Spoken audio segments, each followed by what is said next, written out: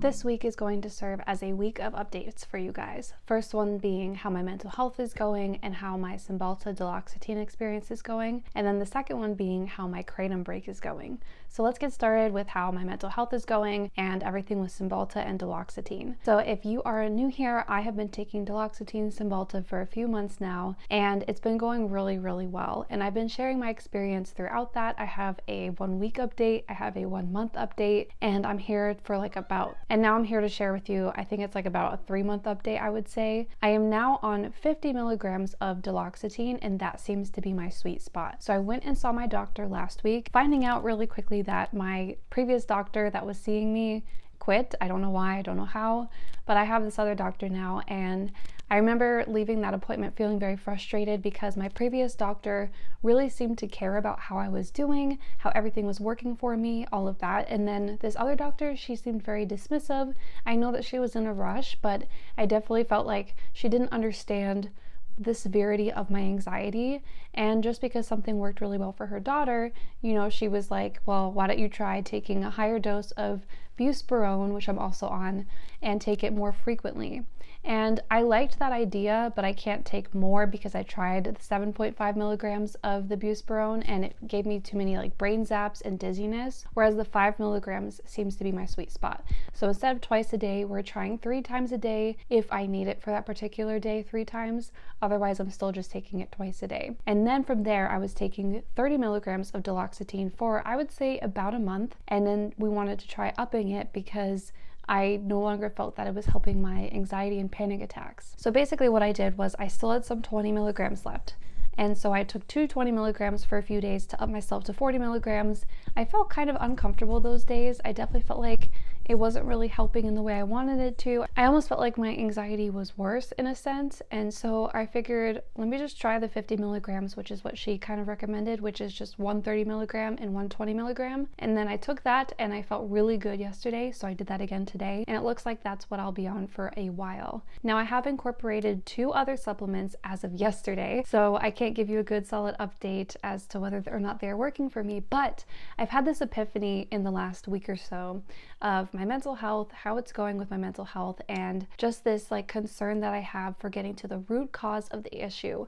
Why are these panic attacks happening to me randomly and sporadically and daily? I had this epiphany because my Crohn's disease came about at a time when I had the Mirena IUD. When I got the Mirena IUD taken out, I went into remission for 2 months, and then all the symptoms came back, and then it's just been an ongoing thing since. But I do know that hormones have a big play in autoimmune diseases, and also I'm wondering if hormones had a big play in the fact that I now have chronic anxiety. And also this anxiety came about at a time where I was not on birth control, and I've been on birth control from the age of 16, I would say, to 27, and then I kind of stopped. Basically, since I got the Mirena IUD taken out, I have stopped taking birth control just because I don't want to be pumping artificial hormones in my body. However, there's definitely some kind of imbalance, and I can tell that through, having certain symptoms during my menstrual cycle, having acne along the sides of my cheeks, and I just wanted to really get to the root cause. So I was like, okay, if it's a hormonal imbalance issue, what do we do? And also, what is the hormonal imbalance without paying $500 for a test? And I know for a fact, because I've consumed so much caffeine over the years, that my cortisol levels must be high and my adrenal system is probably shot. And I'm assuming those 2 things combined could be what's causing my anxiety. This led me into this research and discovery of the herb called Schisandra. And Schisandra is actually used in Chinese medicine. It has a lot of really beneficial properties, but most specifically for women and their hormones, and helping kind of balance out that adrenal system, making it so that it's not so unbalanced and that you're not having too many swings one way or the other. I figured, let's attack the adrenal function of my body and see if we can heal that and make that part of my root cause healing. Also, I really wanted to address the issues of cortisol.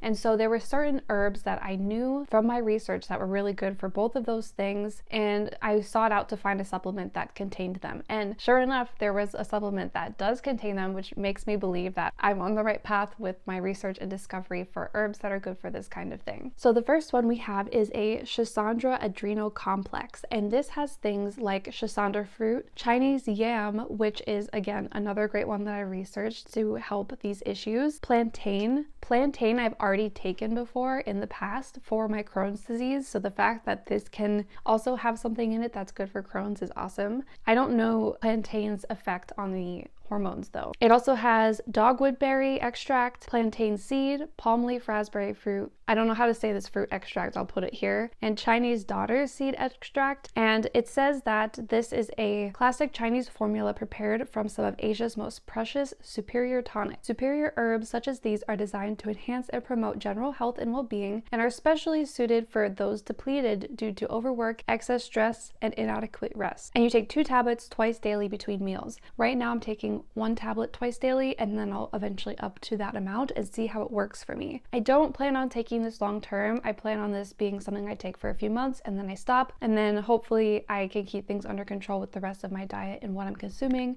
as well as exercise and all of that good stuff. So this is what I'm taking to kind of help with the adrenal system, and I'll let you guys know how it works. Also, specifically, I was looking for this one because a lot of them do have rhodiola in them. Rhodiola cannot be taken with certain SSRI, SNRI medications, and so I like that this one does not include anything that can have a negative effect when taken together. Let's move on to cortisol relief. This is the cortisol relief that I got, and you take 1 capsule before bed. And this is promoting and maintaining healthy cortisol levels for stress, sleep, healthy aging, and more. So you can see I'm really getting to the point of like, why is my body reacting this way in such like a stressful, anxious, panicky kind of way? And I can tell you, I took this last night, I slept really well, and I woke up without being in a state of panic, which is the first time I've waken up without that panicky feeling in a long time. Whether it was this, whether it was upping the duloxetine, I can't really tell you, but we'll find out within maybe like a month or so's time. So just 1 capsule daily, best taken in the evening before bedtime. This has L-theanine, phosphatidylserine, which I've taken before in the past. It has ashwagandha in it, which ashwagandha definitely works really well for me. We'll see how it works in this blend though. Then we have a proprietary magnolia bark extract blend, and I already love magnolia bark extract. You guys have heard me talk about it on this channel before for anxiety. I like that it has it in there. Lemon balm, mimosa tree bark and flower, and cordyceps mushroom. So really fantastic ingredients in this, very natural,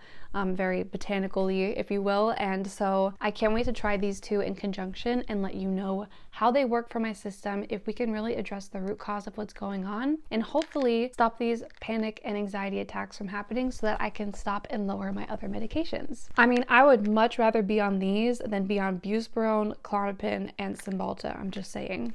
Root cause health has always fascinated me. I think it's so interesting to see why are these things happening, because our medicine in America is really designed to address the symptoms and not the root cause. Whereas other countries that you'll find, especially Asian countries, they're going to treat the body and the mind together and also get more to the root cause of why this issue is happening. And so I think it's super, super important that we look at all of these factors and we address them. I mean, take the example of like having cold hands and feet. Do you consume smoothies and salads every day in the winter? Those are one of the worst things that you can do. And also, I've learned this from having a Chinese acupressure specialist in the past for my Crohn's disease. She was telling me that I can't conceive if I feel like my womb is cold, which is like a weird thing here to think of, but it's not in other countries. And so that includes having warm bone broths and soups and making sure that you cook all of your vegetables and you're not eating salads. And I think that that is all such a wonderful, beautiful